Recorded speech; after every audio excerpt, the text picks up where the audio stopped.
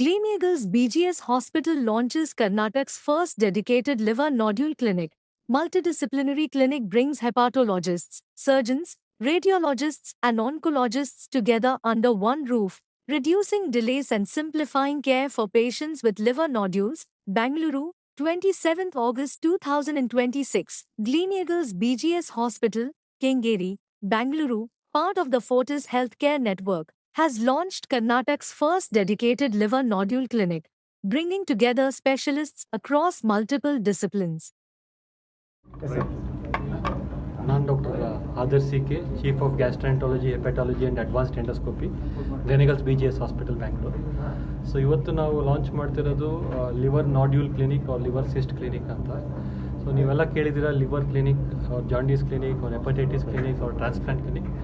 ಈಗ liver nodule ಅಥವಾ cyst ಅಂದರೆ ಏನು? ಇದು ನಾವು ಅಲ್ಟ್ರಾಸೌಂಡ್ ಸ್ಕ್ಯಾನ್ ರೆಗ್ಯುಲರಾಗಿ ಈಗ ಹೆಲ್ತ್ ಚೆಕ್ ಮಾಡಿದಾಗ 5 ಜನರಲ್ಲಿ ಒಬ್ಬರಿಗೆ ಇದು ಲಿವರ್ ಸಿಸ್ಟ್ ಅಥವಾ ಲಿವರ್ ನಾಡ್ಯೂಲ್ ಅಂತ ಇರ್ತದೆ.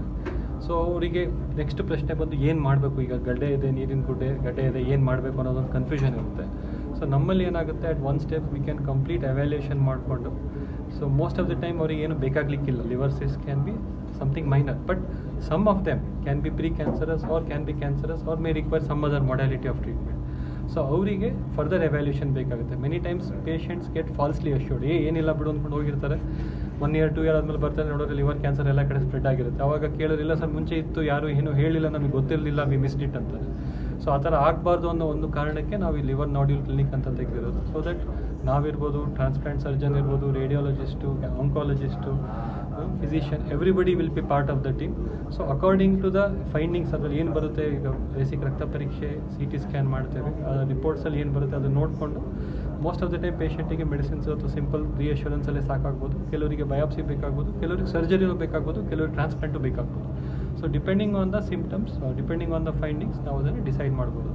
ಮುಂಚೆ ಪೇಷಂಟ್ ಒಂದು ಡಾಕ್ಟ್ರಿಂದ ಇನ್ನೊಂದು ಡಾಕ್ಟ್ರಿಗೆ, ಅಲ್ಲಿಂದ ಇನ್ನೊಂದು ಡಾಕ್ಟ್ರಿಗೆ ಆ ಥರ ಹೋಗಬೇಕಿತ್ತು, ಒಂದು ಪಿಲ್ಲರ್ ಟು ಪೋಸ್ಟ್. ಈಗ ಇದು ಮಾಡೋದ್ರಿಂದ all doctors will be under one room.